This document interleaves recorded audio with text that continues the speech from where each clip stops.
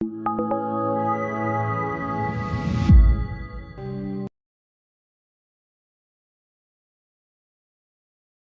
the changeover of period 8 to period 9.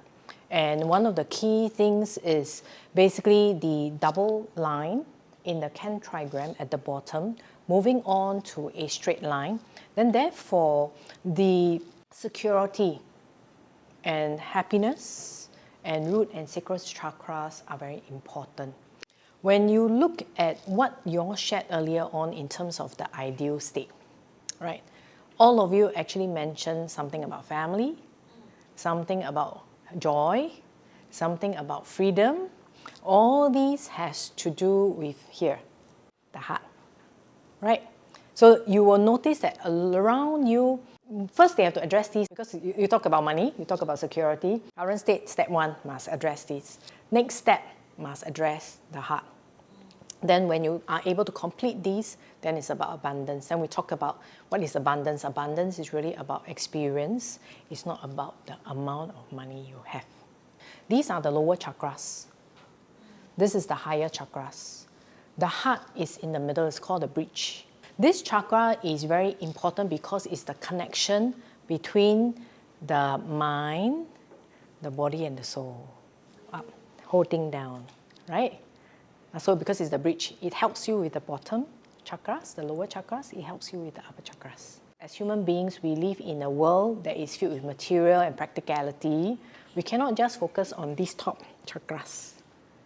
We need to align the whole thing. When you think of a house, right, you have to build it from the foundation up. But of course, sometimes it's together. When this heart chakra is actually blocked, the first sign is you put everybody else's needs first before yours. Because in Asian society, we are taught to be selfless, right?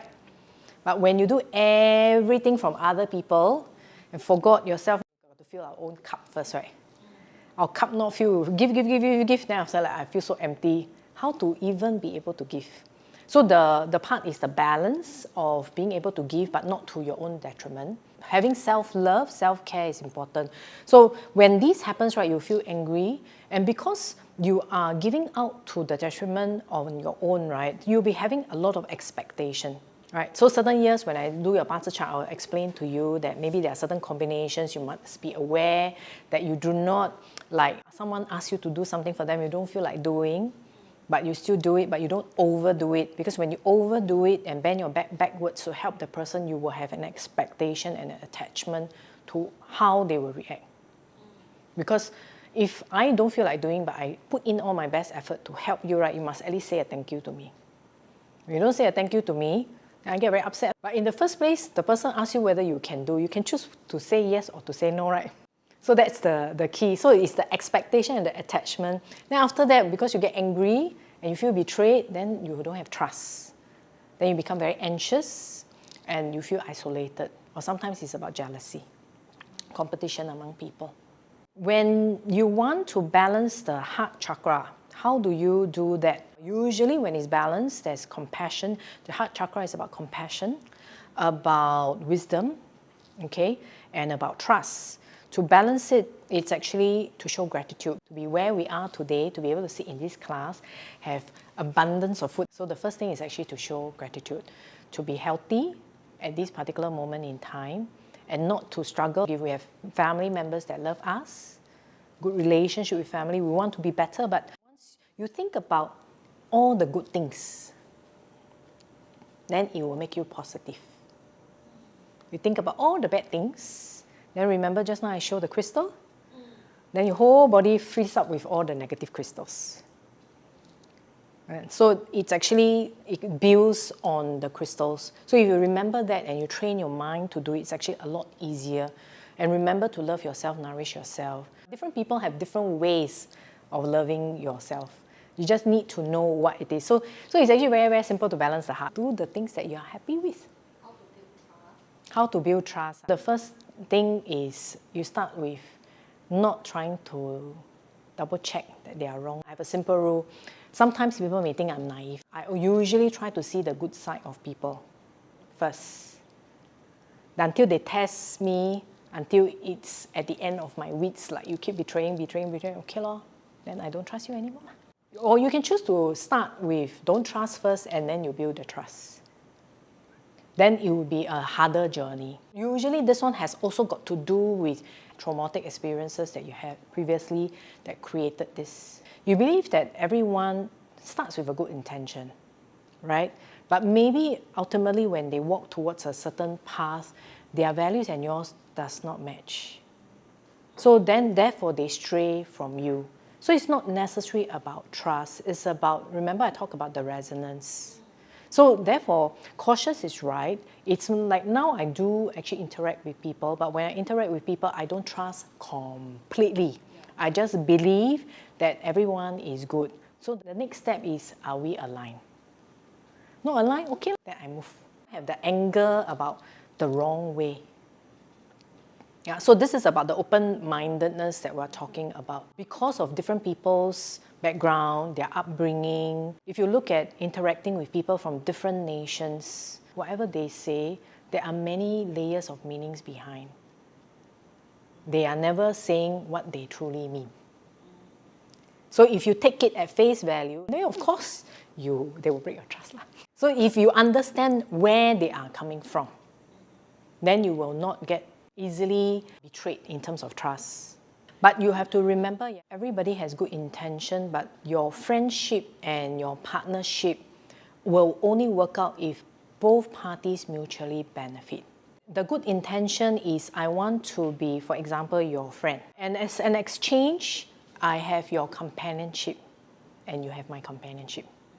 If I am employed as an employee with a company, the company pay me money to buy my time to do the work for them. When they see that the work that I can provide no longer meets their needs, then they would retrench me. So it's not about betrayal. It's about an exchange of mutual benefits and gains. It's not so much about, last time, 10 years ago, I helped you build this company, now you change already, you forget about me.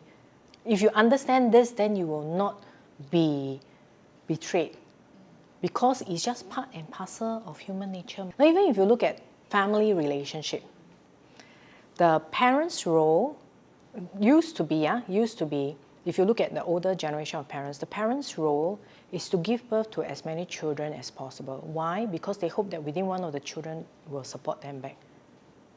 But when you have these particular expectations and none of your children come back to support you, you feel miserable, no? Yeah. So a lot of our parents, at least those that I know, gets very upset because of this. Because of the expectation that they have. They want this mutual benefit. But from a perspective of like nowadays, the children are luckier because the parents will actually try and settle everything for them. The mutual benefit is like how you see your role.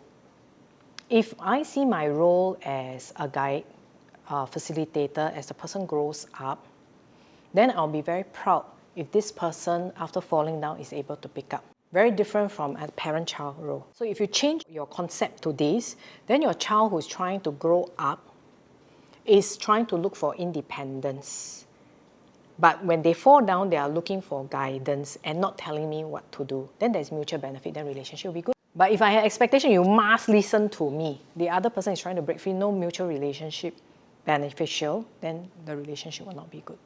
It's actually every single relationship is like that. This is the trust with people. This trust here, I'm talking about trust that things will be okay.